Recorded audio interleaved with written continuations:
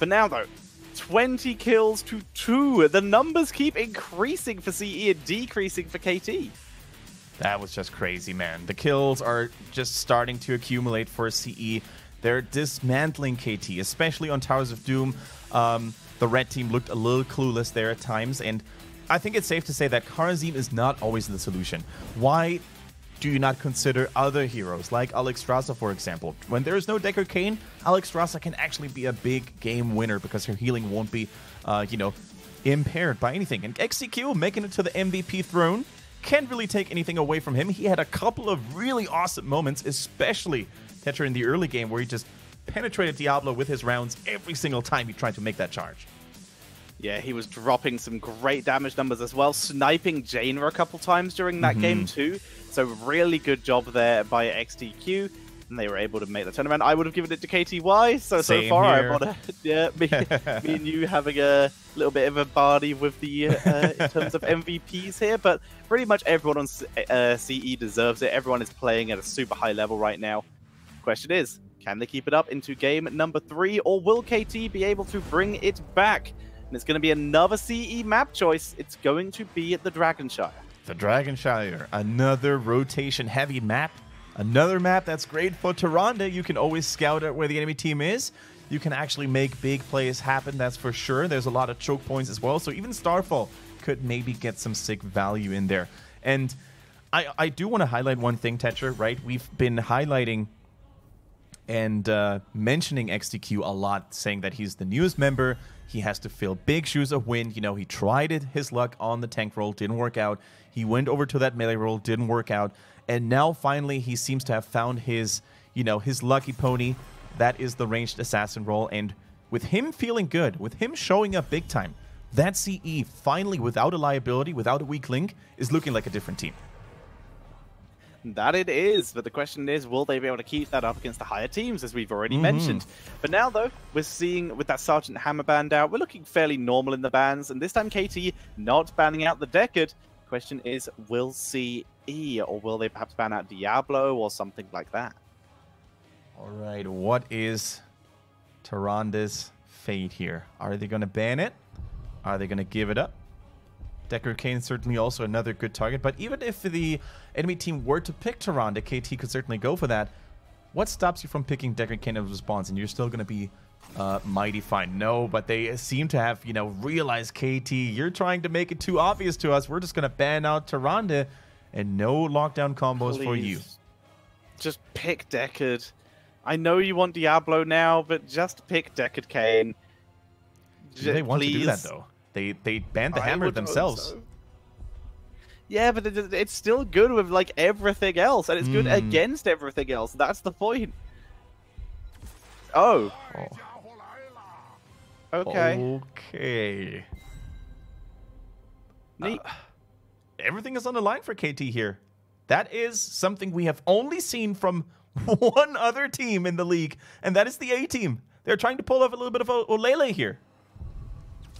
That they are. Hang on, it's a spinny circle, so I'm trying to get back down to you. Okay, no worries. No worries. My latency should still be 7 seconds-ish. Okay. I think my internet might have decided that it's timed for it to do what it's been doing the last couple days. I think I know how to fix it if it doesn't fix itself. If you want to, I'm not sure if it helps. You can also deact the webcam for this, because we basically don't need it. That gives you a little bit of latency. It doesn't help, really. Okay, yeah, it's not fixing itself. I will be right back very quickly. No worries, I got your back. For a bit. All right. Looks like that Zul'jin is going to be the salvation. The attempted salvation move here by KT. Now, once again, I can't give you any insight because, quite frankly, Zul'jin is not meta. It's not been working out spectacularly well in China to make it like that ultimate secret weapon. So that's not that great. But what you can do, of course, is you can try to catch people. You can try to go for those deadly longer fights. And maybe even with that Abathur, to be honest, guys, maybe that we're going to have a Zul'jin and a Zul'jin copy with additional AD damage. That's actually going to work out here. But already, man, see, look at that. They're not impressed, They're not freaking out by relying heavily onto blinds or other heroes that could actually counter the Zul'jin. They're just picking their normal standard draft. And that might be good news on the one hand, Perhaps bad news on the other hand, though, because perhaps there is this secret strategy, this secret plan that KT have come up with for this game. Two picks left for KT to pick. What do they need? A good support for the Zul'jin. White main could be exactly that. She's got good burst protection. Not so good out of combat healing, though. So most I'm back, of her... by the way. Welcome back, Tetcher. I'm just not at sync with you yet, but I'm working on that. But yeah, the white main coming out here, but a Abathur Zul'jin composition. What have you talked about this so far? The fact that basically we have no clue what KT is all about right now. It could be a secret strategy. But basically, I mean, Zul'jin is not justified enough because we haven't seen Zul'jin dominate every single game. We've seen him once, and that was A-Team just rocking. Twice. Maybe twice, but only one time did he dominate, right? No, both times. They won both times with Zul'jin. It's a 100% win rate in China. Yeah. Okay. Wait, no, 3 times actually, I think, and they lost a third. They won the first 2. I will double check. Let me make sure I'm right. Okay, let's put it this way: the A-Team have never won with Zul'jin against a top-tier team. I will double Wait, check. I think they actually beat CE with it. With that Alarak Zul'jin, I think they beat CE with it. Finding out now. Zul'jin versus Team Nut was the first one, which they won. And against CE, which they won. So, yeah, they played it twice and won twice. It's a 100% win rate from any A-Team. Didn't play Abathur with it, though, which is another big commitment I do not fully respect. They played Alarak. Maybe KT are just dyslexic. Oh, there was a hero with A. Oh, which hero was it that we beat CE with? Anubarak. No, can't be that. Wasn't a tank. We're running out of time, guys. Abathur, let's go. It was someone who could heal something. No, Abathur. Cool. That makes sense, right? Oh my god. Yeah, Zul'jin currently in HGC China has a 33% win rate. 2 of the wins are the A-Team, and all the rest are losses. 1 by Nut, 2 by Team Nut, 1 by RPG, and 1 by the A-Team. Why would you spike burst build here? Ladies and gentlemen, on the left-hand side, it is CE with a Luful XDQ, 365, KTY, and Zhuyu. Facing them with a man that brings the axe is KT with Lotus, Kiara, TWTWT, Timeless, and Bad. And yeah, why would you spike burst build here for Leoric? I guess it makes more sense for Leoric and Johanna, but how does that help Zul'jin at all? I guess it doesn't, and that's the point. I think Abathur might not necessarily hop on Zul'jin all the time. I think he's probably going to try to stay on Johanna, and you know, when Johanna pulls people together. There's no way he's not going to go Adrenal Overload, though. Like, that's got to be the talent, in which case you're going to be on Lotus. It's gotta be, but only God and the gods of Nexus know what KT is up to in this game. I think if you try to analyze it and, you know, put it into a more logical perspective of what's going down in this series and draft, I think KT realized, you know what? We tried meta twice. We tried to destroy our opponents twice with a normal approach. We actually got crushed pretty hard, so let's try something out of the ordinary. The A-Team, they could beat CE with that Zul'jin Alarak already in the past. Maybe that was the research and the thought process they had. So they're trying to basically get the same thing done. Here's Zhuyu, by the way, with a very cheeky move, dropping the Eldrain's Might and then teleporting to it so he would interrupt Kiaru's rotation. Zhuyu just more pressure on to Kiaru, like you said, just keeping him harassed, basically. It is interesting seeing Kiaru on this main tank role this time. True. Timeless. As he is usually the off tank. Yeah, Timeless normally the main tank, of course, but it is his time now to basically play Leoric around. Or is he on the Abathur? Yeah. He's on Leoric. Bad is He's on the Leoric. There we go. Okay. Bad close enough. As we see them move forward. Siege Giants for both teams. Scroll of Sealing will catch the Zul'jin. You can see Johanna trying to interject herself in between Zhuyu and Lotus to give Lotus a chance to escape afterwards. Yeah, Raynor certainly has a score to settle with Zul'jin to prove who is the strongest auto attacker right now. The Scroll of Sealing coming through, but the healing is pretty good as well. The Sail Field from Zul'jin gets shut down by the Penetrating Rounds once again. And although Mercenaries are pushing alongside KT's heroes, they can't really seem to find an opening. Kiaru very tanky as well. Zhuyu, sorry, on that Tyrael. Which level 4 is he going to go for? He went for Justice for All level 1, so stronger shields on the AoE. He goes for the Stalwart Angel, additional armor when his Eldruins is out.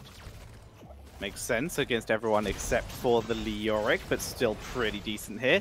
Speaking of Leoric, Neil Peasants coming in for Timeless. Bad, yet to pick his level 4.